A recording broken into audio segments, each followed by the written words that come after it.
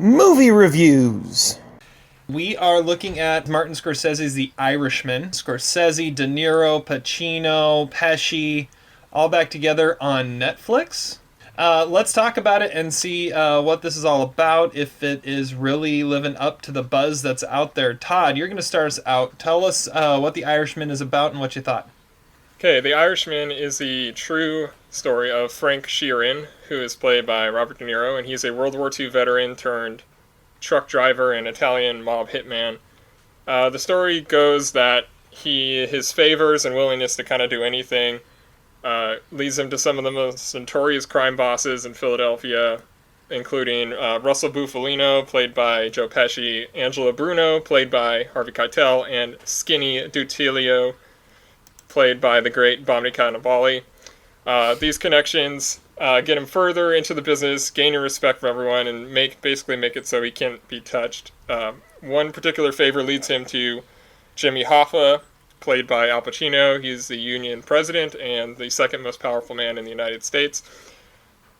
Things kind of get messy. The family starts fearing for their safety, and then there's a bunch of mob tropes like double crosses, parallel narratives, and uncomfortable lunch meetings. The story is told in flashbacks of Sheeran illustrating his recollections in a nursing home sometime near the end of his life.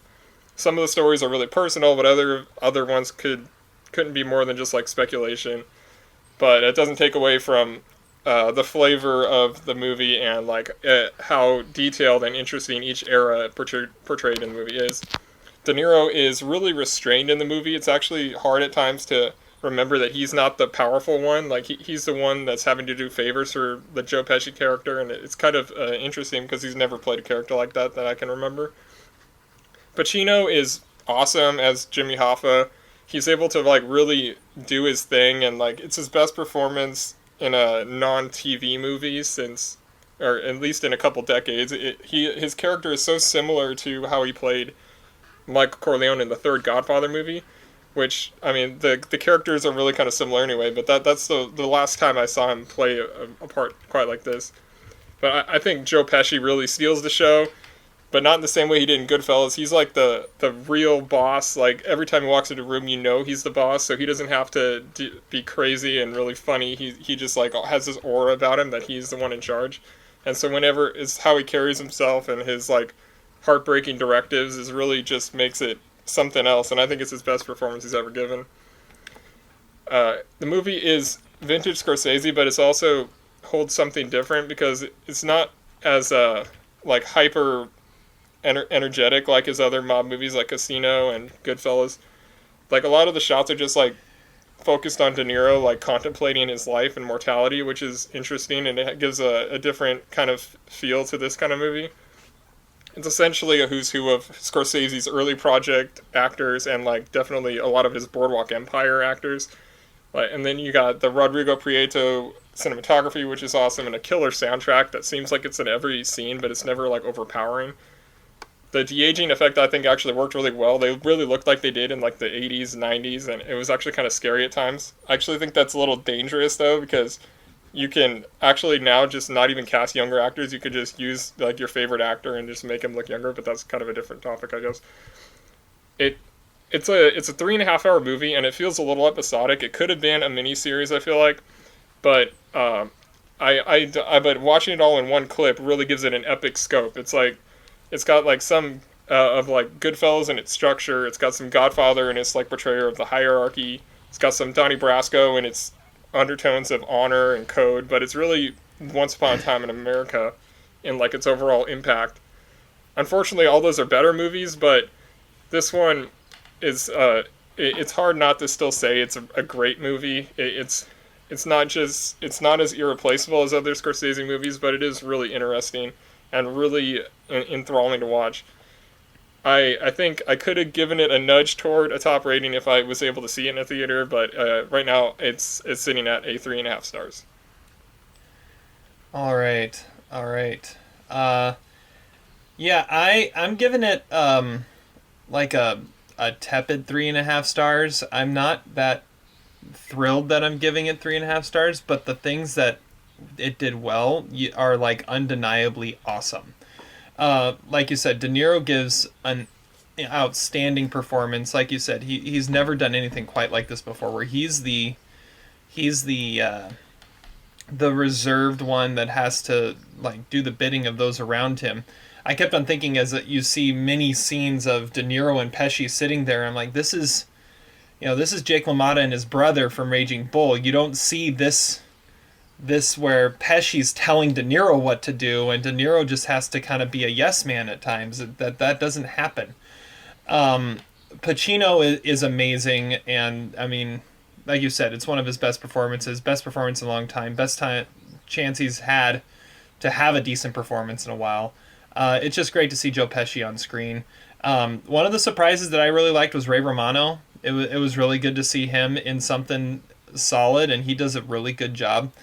So that's some of the best stuff of it. This, in a lot of ways, this felt like Goodfellas for this time in Scorsese's life. Like retirement home Goodfellas is kind of what this felt like at times, where it's the gangster movie, but it's also feeling its mortality. I feel like this movie was made simply so that Scorsese could make the final 45 minutes to an hour, where it's just Frank Sheeran sitting back contemplating his life and contemplating what he's done and just being there. And I mean, there's this movie, there's so much going on, and then just stops and has this thing that Scorsese's never done before. And I thought that was amazing too. However, the first 2.5 hours to get to that, there's way too much. It's way too long. I completely disagree with you. I thought the de-aging was so distracting because I could never tell exactly how. I mean, at the beginning of the movie, how old is De Niro supposed to be? Is he supposed to be like in his 30s? I felt like he never looked any younger than 60. He looked like De Niro with Botox. That's what he looked like. And no matter what you do, War. Oh well, yeah, 60. 10 seconds you see him in War, yeah, that doesn't, I don't care. And no matter what, he always looked old because his stature was always of an old man. This like hunched over like 70-year-old man. It was I'll say one thing. Captain Marvel in the MCU with Samuel Jackson did the de-aging so much better because they didn't ask Sam. Well, first off, Sam Jackson is a little bit more fit, but also they didn't ask him to do too much that made him look old. And De Niro, there were so many things that he did that was like, that's not how someone in his 30s or 40s would look doing that. He looks old in that moment. Even though his face looks young, he looks old. And it was just distracting. I didn't like it at all. I would have much rather seen a younger actor, or even a younger actor with like De Niro's face superimposed over it, almost like they did in Rogue One. That would have been less distracting than seeing 70-year-old De Niro body with 40-year-old De Niro face. It threw me off so much. But yeah, the first 2.5 hours, it's too long. There's too much going on. It's not always, I mean, at times I'm kind of like, okay, what's the point? I know it's kind of building towards something, but it could have been better. That's kind of what I'm at. And for as much anticipation as there was, it could have been better. Even with the amazing performances, even with the amazing ending, the rest of it could have been so much better. And so I'm giving it 3.5. I kind of want to give it 3, but the things that it did well, it did so well. And the things that it didn't do great were mildly disappointing. So, 3.5 stars, a tepid 3.5 stars for me. Zach, what are you thinking? Is that like what you say about those old movies that you give 4 stars to, but because you have to? Is that the way you feel about this movie? That you're obligated to give it? Not necessarily. I see what you mean. Like, I've had movies like that before. It's like, okay, I didn't really enjoy that, but I have to appreciate it and give it the rating. This one, the stuff, yeah, the stuff it did well. It just did so well that it's undeniable that it's a good movie. But I just wish it were better. Well, that's why Scorsese went to Netflix, because he didn't want people to say, this has to be 2.5 hours long, 2 hours and 3/4. He wanted to have the movie made that he wanted to make, and I guess this is what it is. I want to completely 100% agree with you, Terry, about the de-aging. I think it's unconvincing, unnecessary. I don't know why he couldn't have gone all, Dustin Hoffman and Little Big Man and just cast a different actor, and instead, cast a younger actor and make him older. I realize that, part of the impetus for this movie is that Scorsese wanted to work with Robert De Niro one more time, but it just is so unconvincing, and it's confusing in the story too, because it's like, especially at the beginning of the movie, he's supposed to be like this young man, but he doesn't look young, so how old really is he? And he's supposed to have these young kids and a young wife, and it's really, really unconvincing. And I think the shame of it is I think that part of the movie is going to overlook the good parts. I think 5 years from now, people are going to remember this movie as the movie that Scorsese tried to do with de-aging, and it was sort of a failed experiment, or at least that's what I fear a little bit. I also want to talk about something else that I hated in this movie, and then I'll talk about the good things. Another thing that I hated about this movie was the Anna Paquin character of the daughter of Frank Sheehan. And I felt like this character was sort of a throwaway character. It was an attempt to try to bring a sort of more human face to the Robert De Niro character, and it was just unconvincing. I didn't understand the thrust of her character is that she's supposed to really like Al Pacino. And she's supposed to really think that Jimmy Hoffa is this wonderful, sweet guy, whereas everyone else in the movie, especially the Joe Pesci character, she's kind of appalled by and she sort of hates. And I don't understand how she's able to reconcile the fact that essentially Jimmy Hoffa is the one that, her father's doing all these hits for. So why does she like him so much better? I don't know. I found that unconvincing. I found her character unconvincing. There's been a lot of talk about how male this movie is, and there's not a lot of good female characters in it.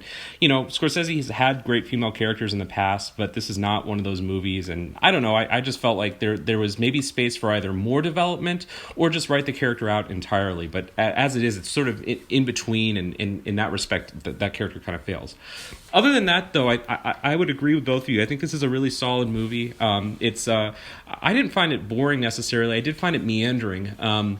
But I found it pretty fascinating, especially the way that the movie aligns itself with American history. At times it felt more like Forrest Gump than it did a Scorsese movie. All of its kind of interactions with John F. Kennedy and then later Richard Nixon and Watergate. I found that stuff really fascinating. And I think Jimmy Hoffa, one of the real undercurrents of this movie is that Jimmy Hoffa was this guy who was so world-renowned and recognizable and famous. And, at the end of the movie, there's that great scene at the end where no one really knows who he is anymore. And you're sort of left wondering, what's the point of it all? I really liked that aspect of the movie. I wish the movie had stuck a little bit more to that than for example, the family scenes with Robert De Niro. I do agree with Terry that the last 30 minutes of this movie is pretty awesome. It's stuff that Scorsese has never really done before. It feels like a great sort of way for him to exit the cinema, I guess. It is too long, it is meandering, but man, there are times in this movie that are really impactful and interesting. My favorite scene in this movie that I was just rewatching before we started recording was the scene when Joe Pesci tells Robert De Niro, well, maybe I shouldn't spoil it, but it's toward the end of the movie. He's in the back of the kitchen and he tells him to make a hit on someone that you're not expecting. That's a great scene. I mean, that's like Scorsese at just because it's so subtle, and it goes back to what Todd was saying about Pesci's performance. It's not over the top. It's not like you need to make this hit. It's just in a facial expression that's brilliant. It's just like Goodfellas. Once a guy has crossed the line, that the hit has to be made, and it occurs instantaneous. And I love that. I wish there was more of that, but I don't know. Maybe I'm nostalgic for Goodfellas. I give this movie a solid 3 stars because I want to rewatch it again. I didn't see it in a theater. I watched it with my father-in-law on Thanksgiving Eve, which is a terrible time to watch a Scorsese movie. Wow. But hey, you know what? There wasn't going to be any other time to watch it. So I need to watch it again. But the parts that I enjoyed, I very much enjoyed. It's like a great book, right? You got to go back to it. It's like Moby Dick, Maybe I'll go back to it in a few years. I think it's definitely one, that you'll get more appreciation for is the more you watch it, the more you experience it.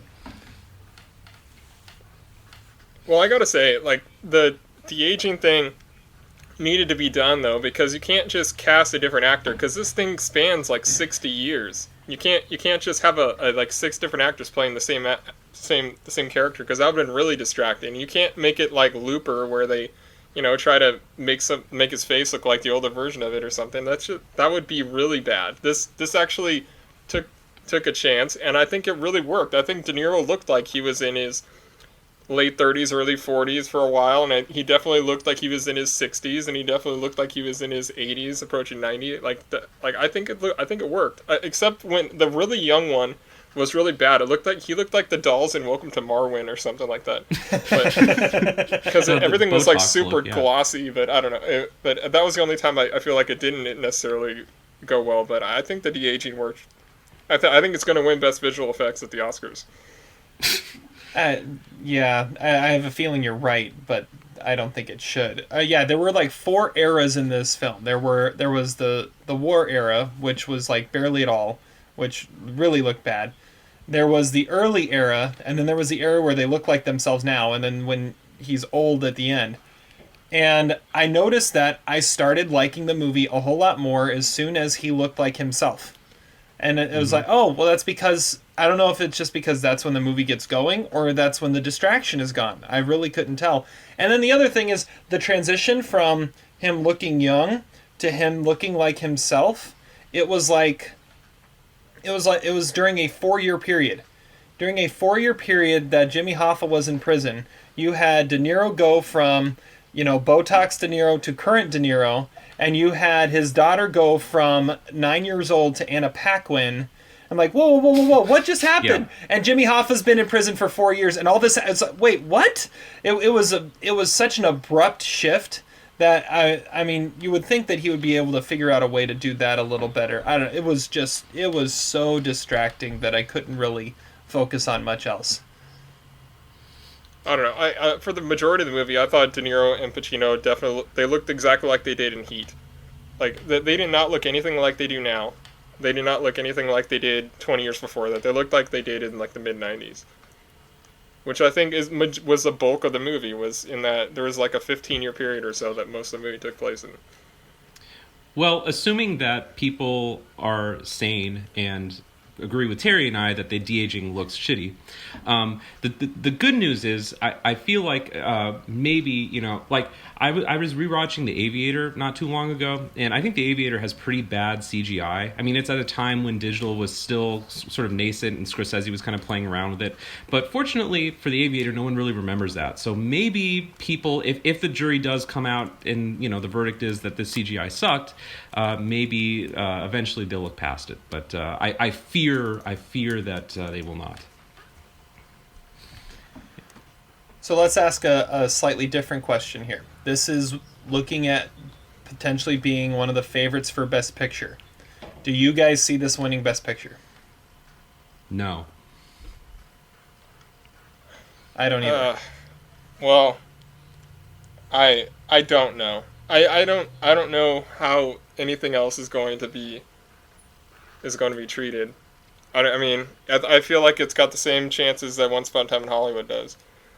But both very nostalgic sort of movies by master directors. I feel like they're in the same situation, but are they going to go with a smaller movie like Marriage Story or something? I don't know if I see that either. I have no idea what's going to win Best Picture. The thing that it's got going in its favor is that I still think the majority of the Academy is old white men, and sadly, and they'll like the subject matter and they'll like that it's Scorsese and De Niro, but what they won't like is what Terry said, the 3.5 hour running time. And like when they do that like anonymous pollster in the Hollywood Reporter in January, I'm sure that guy will be like, yeah, I got the screener for the Irishman and I watched about an hour and a half of it and it was okay, but I didn't watch it all. Well, and you've got online but right now. But old men love long movies. All the Best Picture winners like 30 years ago were all 3 hours long. So I think that's 30 years ago. When was the last 3 hour Best Picture winner? It was Lord of the Rings. That shit was 15 years ago, man. Get with the times.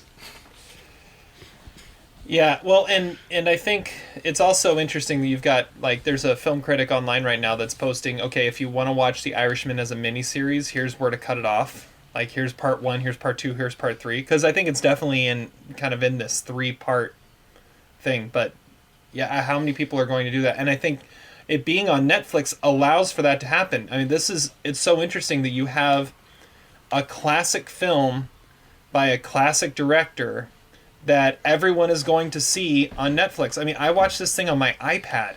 I mean, this is something that's going to be treated in a completely different way. I mean, it's not like this is Roma of last year, where Cuarón's a master director now, but he's not Scorsese.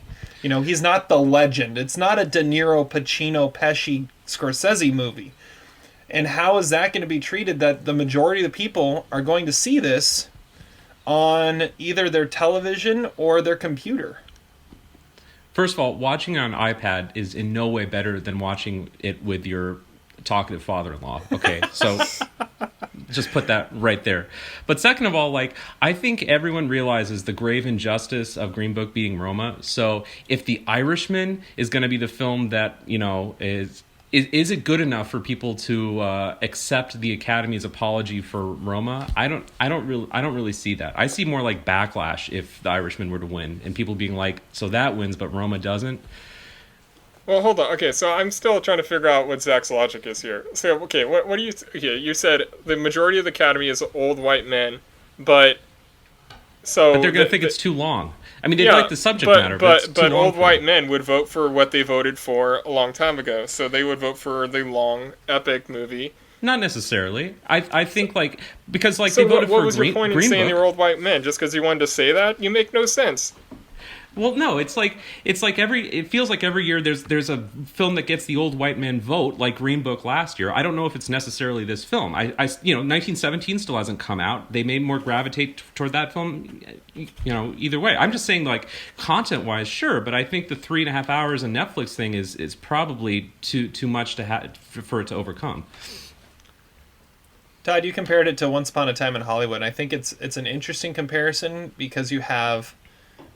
Once Upon a Time in Hollywood is a nostalgic movie to a specific time in Hollywood, where The Irishman is a nostalgic movie to a specific era of filmmaking, because it like we've been saying, it's Scorsese going back to De Niro and Pesci and bringing in Al Pacino. Like I said, it's like the retirement home version of Goodfellas, and so are they going to go back and look at this like they looked at Goodfellas or some of his other works back then?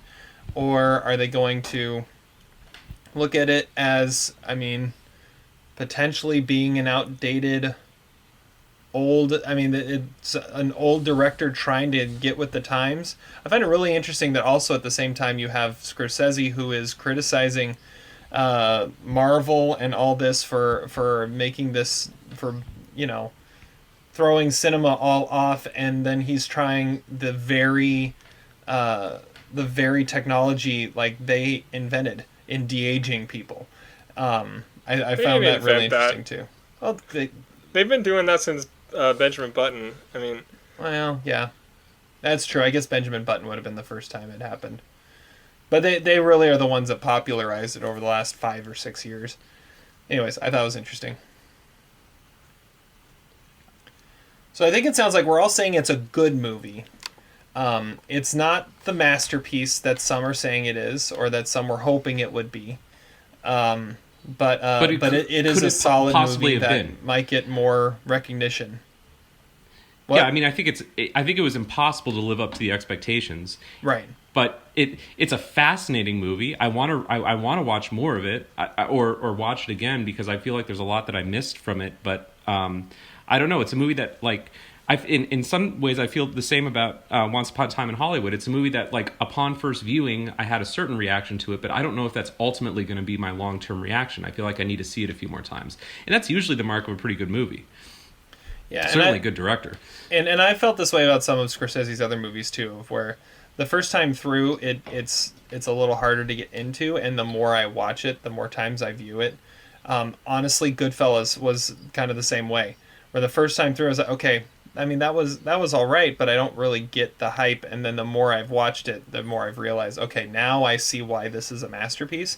And maybe The Irishman will be something similar. But right now, it's just kind of a... I mean, I can see the great quality there, but... yeah. I think one of the problems with it is there's, like, nothing iconic about it yet. except for the de-aging. I mean, there's like no like scenes or dialogue, and you know, maybe time will tell. But like, I already feel like with Once Upon a Time in Hollywood, for example, there's already stuff that, you know, people are talking about that, you know, I'll never forget from that movie, for better or for worse. So, whereas this movie is very much falling back on the same sort of typical beats that we've seen in other Scorsese movies, maybe done to a better degree. All right, Todd, you want the last word? Yeah, I mean, I kind of feel the same way as you guys. Like, I do feel like this first viewing is so different than you would have in any other Scorsese movie, because we saw it, you know, on a small screen and not the big screen. So, but I do feel like I had a connection to it that I had with a lot of his other movies. I just can't put it up there quite yet, because there were things that were underwhelming about it, but that could just be how we watched it, I guess, and are obviously comparing it to other movies. So we are saying it is a thrice approved movie. We're all giving it thumbs up, saying go out and see it. However, it might not be the masterpiece that we were all hoping to see out of Scorsese in his latest endeavor.